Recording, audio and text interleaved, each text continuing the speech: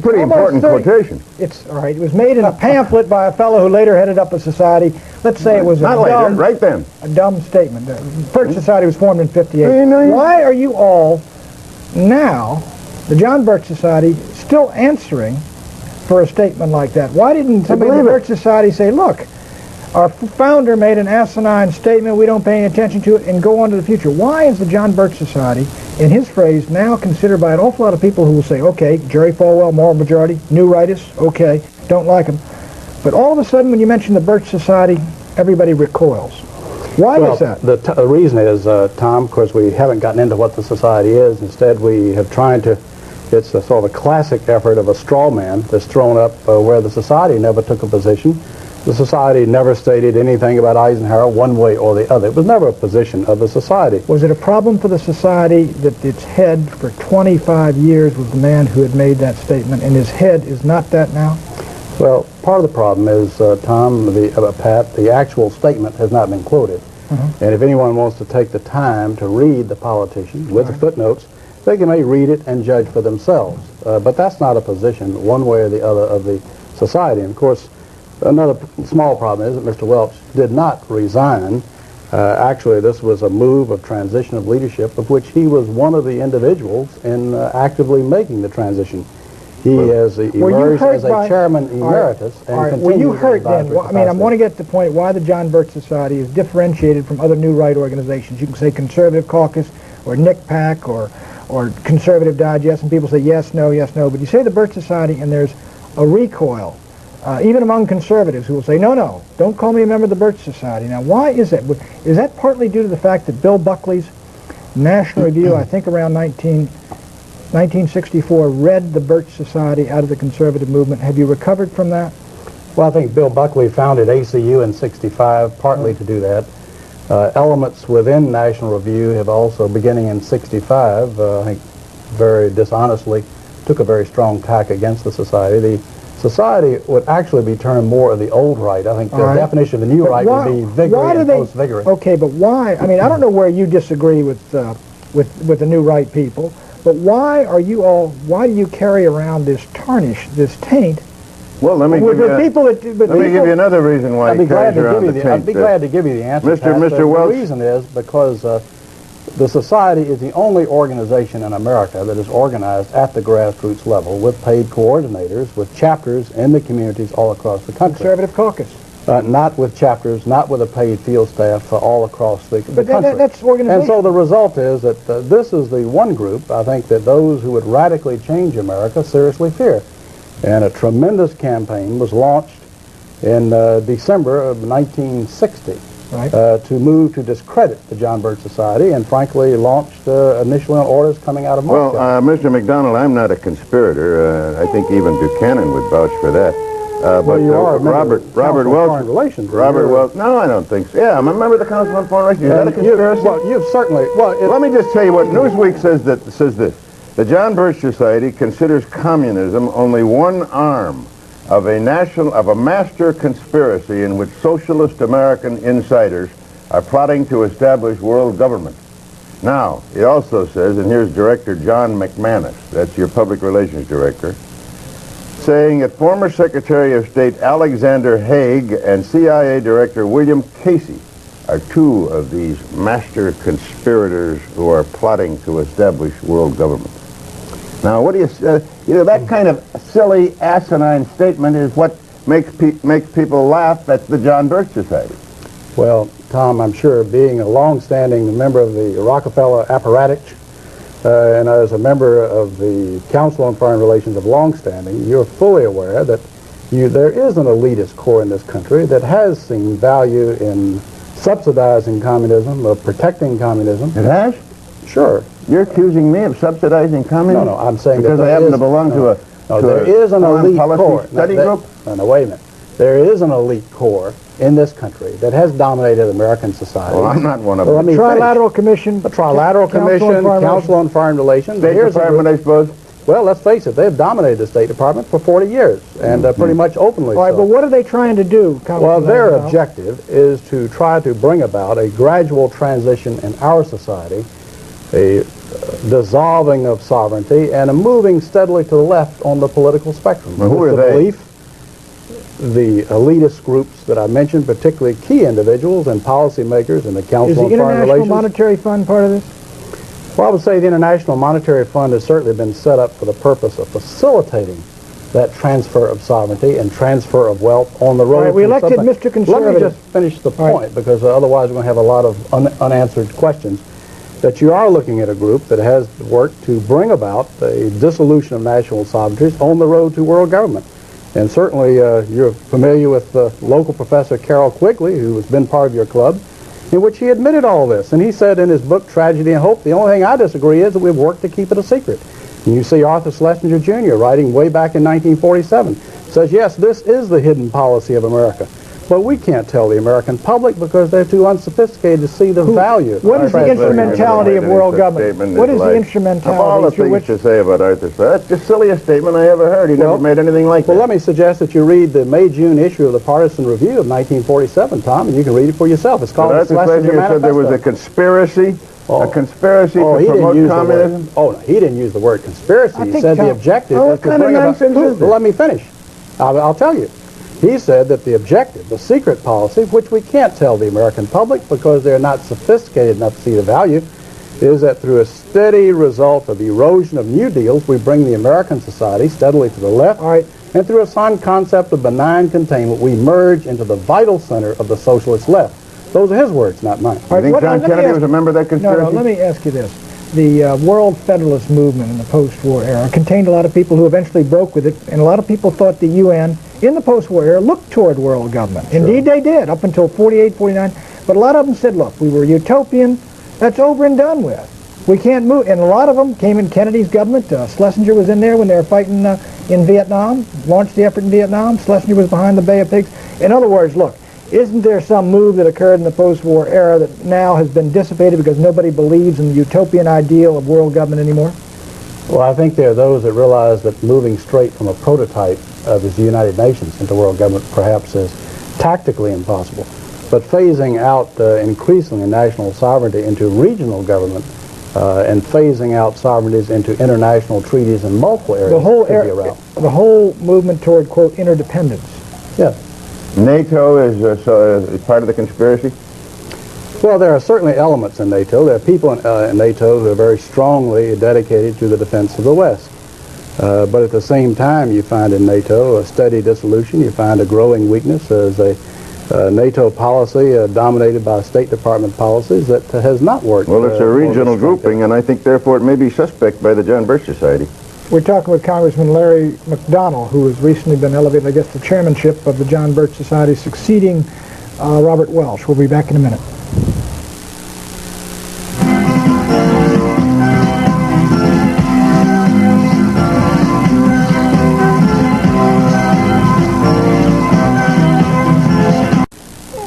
Welcome back to Crossfire. Our guest is the new chairman, recently named chairman of the John Birch Society, Congressman Larry McDonnell, a Democrat from Georgia. Mr. McDonnell, your predecessor believed that the PTA was too left-wing and that the John Birch Society at one time tried to infiltrate it, or so he said. He used the word infiltrate. Is that part of your program now? Well, I think when the PTA comes out in this program for the test ban treaty, and when the PTA comes out for gun control, and comes out for obviously national legislative programs that have been linked with liberaldom, having nothing to do with education of our children, I think many people are wondering what in the world is the PTA doing, and that includes members of the John Birch Society. Well, I wonder about you. I wonder about you. I looked you up. You're the biggest joiner that I've ever seen in the world. You belong, as I counted them, to 67 organizations, among which are the National Rifle Association, the American Pistol and Revolver Association, the Committee for the Right to Keep and Bear Arms, the Second Amendment Foundation, and the Citizens Committee for the Right to Keep and Bear Arms. Well, Tom, I think there's a real drive in this country to try to destroy the realization of our citizens that they have a fundamental constitutional right to keep and bear arms as the Constitution allows. And unfortunately, there are those in our society, including elements of the PTA nationally, not always locally by any stretch, but nationally, who would believe that the federal government should restrict the right of citizens to keep and bear arms. Can I What get kind back of to grades do you give Ronald Reagan as president? And what kind of grades does the John Birch Society give him? Well, I would say in his speeches, Pat, you'd have to give him close to an A, B plus to an A. But in his performance, What's most disappointing? Well, I think the fact that the rhetoric is going one way and the record is going another. Let me ask you about this conspiracy again. Well, you can take the issue of one of the major problems of this country is inflation and the problems of the destruction of the dollar. And the fact of the matter is, in spite of promises of the contrary, Reagan has not moved to correct the deficiencies. We're now back to Keynesian economics despite comments to the contrary. Do you think that's a result of the conspiracy you mentioned? Is there somebody working on him to get the inflation so that this country will be weakened? Well, as a man who campaigned against elitism, as a man who in his campaign rhetoric said that he would not be having the Council on Foreign Relations trilateral types dominating his cabinet, he's got about 250 members of such in his administration. Well, let me ask you about Bill Casey. Now, I've known Bill. 250 members. Of the trilateral commission. I've known Bill Casey in since the administration. I've known Bill Casey, the director of CIA, since World War II. As a matter of fact, in World War II, he was my boss. Now, your public relations director, the John Birch Society, says that Bill Casey is a part of this conspiracy that's trying to bring about world government. Before he became CIA, one of his big jobs was aiding in the transfer of technology and goods and so forth to the Soviet Union, helping the Kama River Project, the Export-Import Bank, helping to finance these things. Is the Export-Import Bank part of the conspiracy? I think the whole drive, that the fact that the American people have been tapped steadily, especially since World War II, to finance their enemies and to have the massive technology transfer to those who would do it. You know that from the Braden Doctrine in the agency, which you're very familiar with, and the feeling that we must somehow subsidize the, quote, non-communist left. That's among our so-called allies. Braden was and in country after country, that turned out to be the communists, the crypto-communists masquerading as the non-communist left. That's Mr. Mitterrand, who has taken the strongest position against the Russians of any Western European Well, leader. he was about to lose everything at the polls, and he had to show some sign. It's very difficult to say exactly how far that will Congressman McDonald, he's been using the term conspiracy. No, I didn't use it. For heaven's sakes, Pat. The John Birch Society used it. I don't want to go through the tapes. Well, it is. Don't blame it on me. He used it. You've used it 45 times. That's right. They say this is a conspiracy. I want to know what the conspiracy is. I'm trying to find out who's in it and what agencies of government in it, because I want to fight it along with you. You look like... Great, Tom. Let me tell you, Tom. You tell me, how can I join the John Birch Society? Well, guys, Tom, you got no problem at all. All you need to do is write a letter to the John Birch Society, Belmont, Massachusetts, 02178, and tell them that you would like to purchase for $2 a copy of the Blue Book. Tom, you read it, and I think if you're a dedicated American, you will agree with every word. Then you get in touch with me, and we may even sign you up. Yeah, but it says here in one of your publications, not just anyone can be a Bircher. Now, how can I be a Bircher? Anyone. Now, if you don't believe in the Constitution and limited government and free enterprise and biblical values of morality, I believe in all those, but I don't believe there's a conspiracy. He'd make a lousy candidate. Tom, you know, as a matter of Pat a member of the conspiracy? He's a member of the press. Let me ask you, Mr. Braden's used for the 47th time the term conspiracy. Now, let me ask you seriously. When you use people like Casey, who's on the Council on Foreign Relations, David Rockefeller's Trilateral Commission, what do you mean, or do you mean, is that your term, the term conspiracy? Well, there are many different levels of the problem. But yes, the term has been used, the term of conspiracy, when you have a group of people... they're actively collaborating, and at the other end of that point of collaboration are communists, and on this end of the point of collaboration is Bill Casey and trilateralists and CFO Al Haig. You have people who are part of the elitist structure of this country that have dominated this country openly for 40 years. I know, but they're not... Is that a conspiracy? Now, wait a minute. If people quietly working together for evil objectives, two or more, that by definition is a conspiracy. You have, by their own admission, you look at The Tragedy and Hope by Professor Carroll Quigley, who's a member of this elitist group. He says, sure, we've been working this. Sure, we've been collaborating with communism. Yes, we're working for a global accommodation. Yes, we're working for world government. The only thing I object to is that we have kept it a secret. And I think we've gone so far along, we should come out and say, I'll bet you $1.50 that Bill Casey doesn't know who Professor Quigley is. I don't. He's at Georgetown a number of years ago. He died a couple of years ago, and he wrote The Tragedy and Hope. He's a very noted member of your club, Tom. Tom, you've got to broaden your reading a little bit. You really got to, what I ought to do is read more about conspiracies, and that's why I'm interested in what well, I'll Mr. tell you McDonald what says you ought to about it. do is go back and look at your founder, Edward Mandell House, because he wrote the book Philip Drew Administrator, and in this, Colonel House said that what he envisioned for the world was a world government along socialist lines as envisioned by Karl Marx. Now, that's your leader, Tom, so you got to go back to the beginning. Well, his leader was Woodrow Wilson. Do you think he was a communist? No, I think Woodrow Wilson was his follower. I think Edward Mandell House dominated Wilson, not the other way around. And so Edward Mandell House, that was, we ought to make that clear. He was Colonel President Wilson's principal Alter advisor. ego, that's correct. Yeah. So he is the real villain from which all these conspiracies. No. He is a major figure, Tom, but there has been, unfortunately, in the West, an element. There are good members in the Council on Foreign Relations, dedicated, patriotic people. You've had Sproul Braden, who was a member of the Council of the Birch Society. Bill Buckley's a and member. Council on Foreign Relations. You've got some dedicated people, but the driving forces have very clearly been willing to collaborate, subsidize, work for technology transfer for what they feel is some type of an accommodation and merger. And I submit this would be a disaster for the American Republic. Are there any in Congress? Sure.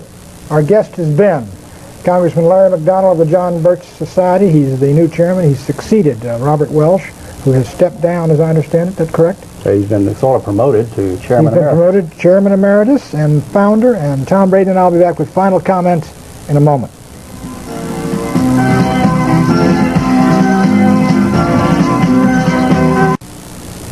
Pat, I just want to tell you, I think some of the people who served in the Nixon White House are good, clean, upstanding, patriotic Americans. Some of them, on the other hand, are suspect. And I'm just going to have Larry McDonald, the head of the Birch Society, take a look at some of those people, and I wonder if he might find you. Tom, where I disagree, There's something going on here. I disagree with Congressman McDonald is the idea of conspiracy with you and your friends. I think it's more of a herding instinct. The direction you've been moving in, inertia, carries you further and further. But I do think this. That slogan, get the U.S. out of the UN and the UN out of the U.S., looks better and better every day, doesn't it? Maybe they were ahead of their time on that one. No, Pat, I think we got to have communications with the world, and the UN makes me mad too, but I don't think it's a part of the great conspiracy which extends from Bill Casey and Al Haig all the way to communism. Well, I think that Larry McDonald's a patriot. I think he's wrong about the conspiracy, but he's probably less wrong about what he says about this country than the guy I'm talking to. Yeah, I think... In order to get into the scenario where we are, totalitarian regimes have to utilize extensive amounts of propaganda, techniques of brainwashing, social engineering, mind control, language control, educational control, and even mass drugging of the population. And so the book begins, now this was written, as we know, he was a Dutch Jewish psychiatrist, and his book is on the psychology of thought control, menticide, and brainwashing. The book was written in 1956. So we're going to look for the insights. I'm also not going to agree with everything. There's going to be areas I would critique and disagree. And he says that if you want to understand the way minds are controlled in the modern world, you got to understand things like witchcraft, voodoo, sorcery, and spells. Not necessarily because the elites are, in his argumentation, literally doing spells, but because the techniques of witchcraft, sorcery, and spells have been studied to know how to and understand how to weaponize them. For example, we have heard, I'm sure myself, you've heard me, many other people talk about Michael Aquino's text, From PSYOP to Mind War, The Psychology of Victory. And this was written in 1980 by Michael Aquino, the founder of the Temple of Set, famous Satanist. Not many people know, though, that he wrote a bunch of other books. I've read a couple of those. I read his book on Egyptian sorcery. But he actually has another I think it's about 300-page book on this topic of PSYOPs and mind war as well. And what does he argue? Well, he says you really want to understand how to control the minds of the population or your target audience, you actually should begin by understanding ancient occult religions, because many of those occult systems and pagan imperial systems were structured around and had perfected, even in their day, very good forms, very efficient forms of mind control for the population. Find delight in your ancestral grove, but your evil genius followed you. He lurked amid the shadows of these trees. He sought to chill the circle round your fire this night. But the desperate calls of your hearts, the black spirits of the grove have answered. They have overwhelmed the evil intruder. Care, your ancient enemy is no more!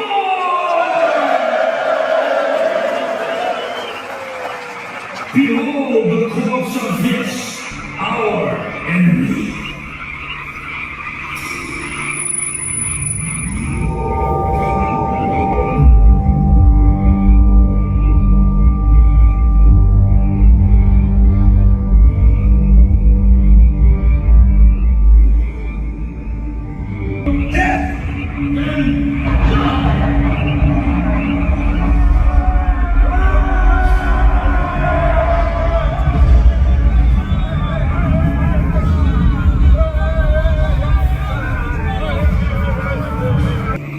Like the calling of the monks, chasing deals and dogs, making odors. The care was so relentless.